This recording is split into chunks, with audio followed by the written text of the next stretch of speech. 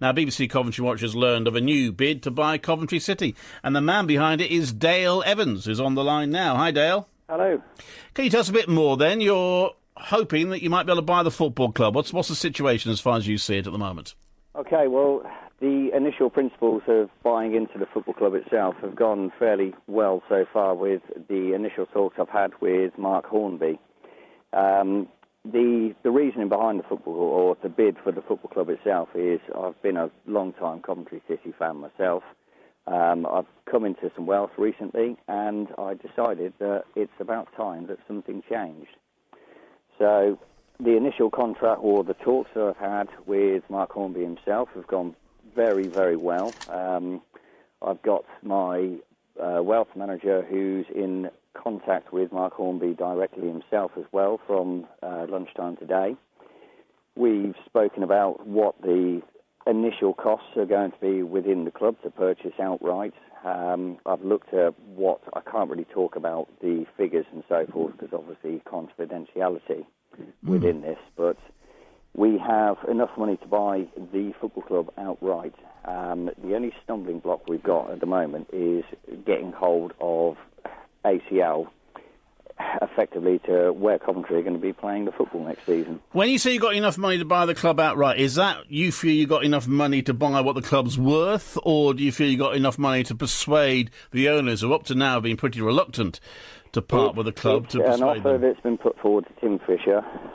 Tim Fisher was meant to be in contact with me today, but apparently he's been tied up with one of his other business projects he's got going on in London at the moment. So I've got a meeting booked with Tim Fisher from Tuesday, Wednesday next week. It's going to be confirmed, hopefully, by tomorrow for me.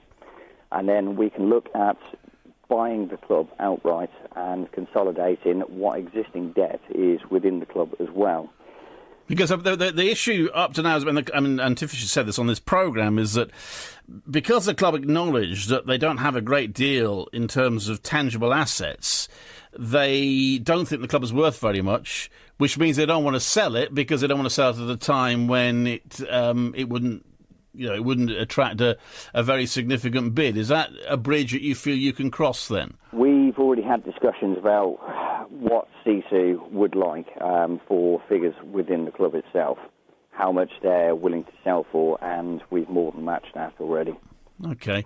And you said you come in for some money. I mean, I don't want to be too intrusive. How have you come in for money? Is this from business or the Euro lottery? Or from playing poker, actually. Oh, right. I had quite a big windfall, and then we played some more poker, and we had another big windfall with it. Okay. So instead, I've looked on a personal side as I've sorted myself out, my family out, and so forth. I've looked at one or two things that I can do with this money. I was advised to go into buying property to put out onto the rental market, which is the safest thing to do, rather than invest it into bonds and shares. But being a Coventry fan, this is what I've chosen to do. I've had various discussions with my family, as you can probably imagine, especially with my wife, who wasn't too keen on the idea. No.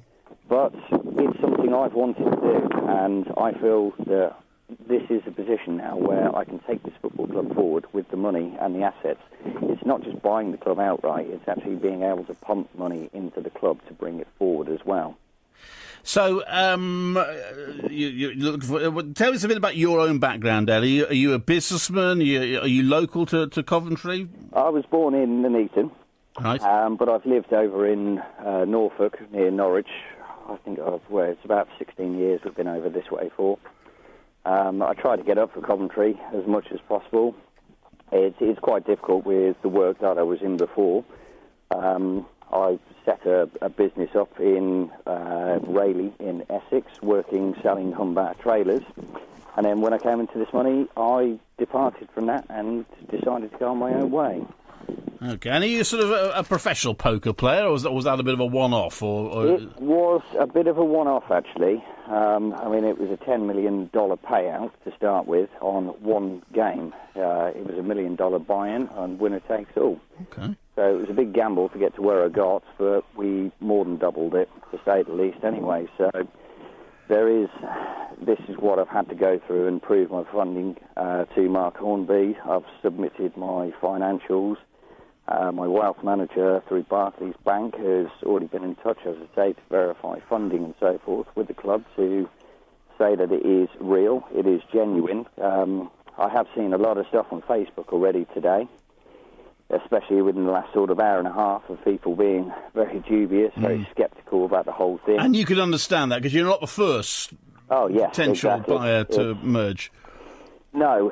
The next step for me to do is I would like to try to get hold of Gary Hoffman, if anybody can sort of get contact details for him, to see if there's any chance that he would still be interested in coming in on a 50-50 basis as well. Because I was going to ask you about that. You're aware, obviously, that Gary Hoffman for some time now has led an attempt to buy the football club.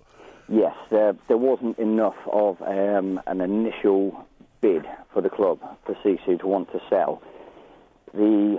Again, I can't really say too much about it because I haven't got all the details 100%, so I don't want to say something that isn't going to be true. However, what I do know is the initial offer to Sisu to leave the club wasn't to what they wanted. However, there was enough money to invest into the club to bring the club forward and give it stability and push it on to where it needs to get back to. And you've already alluded to it, but obviously there's the issue about the stadium. I mean, how do you envisage that? Do you envisage trying to get a deal? The stadium is a big stumbling block at the moment. Now, I've had no end of problems trying to get hold of, talking to the owners of the stadium to find out and verify exactly what their plans are for Coventry Football Club, because obviously, as every Coventry fan knows, we're not going to be playing at the Ricoh Arena from next season. However, that's something that it's another bridge that we can cross once the verification has gone through that Sisu will accept my offer and I can purchase the football club. So far as I know, they don't want to deal with Sisu as a company, which is pretty obvious.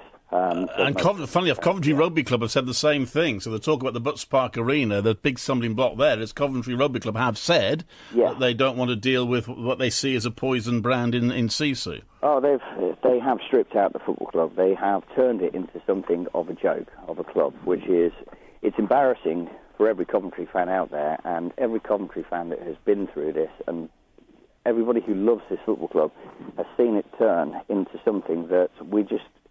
It's very hard to get excited about anything with this football club now, but this is something that I want to bring back to every single Coventry fan out there.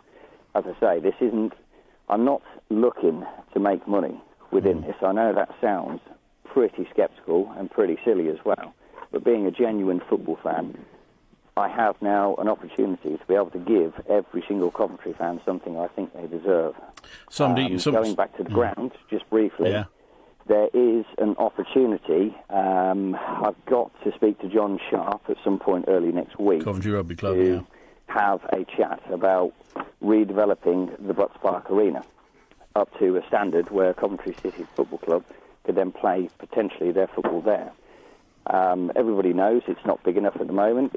It's probably going to be in the region of 6 to 8, maybe £10 million to get the football or the rugby ground up to scratch. There's a lot to look into. It's very early days at the moment, so I don't want to get everybody's hope up too much, but if Sisu are willing to talk to me and go through the right channels to sell the club to me, then I think it will open up a lot of doors to expand the football club, maybe stay at the Ricoh if I can renegotiate something there. But again, that's things that have got to be crossed and spoken about as well. Is your bid to buy the club, is that conditional on the stadium situation being sorted out beforehand? No. My bid for the club is going to be going through one way or the other. I'm going to force this issue. I want to buy this football club. I have the right money to be able to buy this football club, and it doesn't matter where we're going to be playing football. I still think there is an opportunity here. I still believe that we're going to get promotion this season. So now is the right time to be able to buy the football club, put money into it, and hopefully, if I can get things tied up very quickly, we can then look to reinvest into the squad itself with the January transfer window coming up. And if CC were to turn around to you and say, we don't want to sell, but we would welcome your investment, I mean, would that interest you, or does it have to be an outright purchase? I would prefer an outright purchase, in all honesty, because obviously I don't trust, from what I've heard and the books that I've seen, the figures I've seen, I don't trust the way that C2 operate as a business. However, if it came down to it and there was a potential for me to own 50% with C2, that's another factor that I'm willing to talk to. OK, Dale, so the next step, you're waiting for that meeting with Tim Fisher, and then what's the next step after that? Once the discussions with Tim Fisher, we've sat down and basically discussed what it's going to cost to basically make sure that they are willing to sell the club on either outright or 50-50. It depends on how the discussions go with that. Now, I would like to try to get things tied up before Christmas. It's not impossible to do. It is a big ask, but I have a big team of wealth, and I have a lot of directors and so forth. I have a very good backing with a personal friend who's a top solicitor who can make this. They can make this work, and they can make this go very, very quickly as well for me. Well, Dale, we'll keep in touch, and we'll see how it goes. Thank you much for talking to us this evening. Thank you very much. Thank you. Care. Dale Evans, who wants to buy Coventry City Football Club.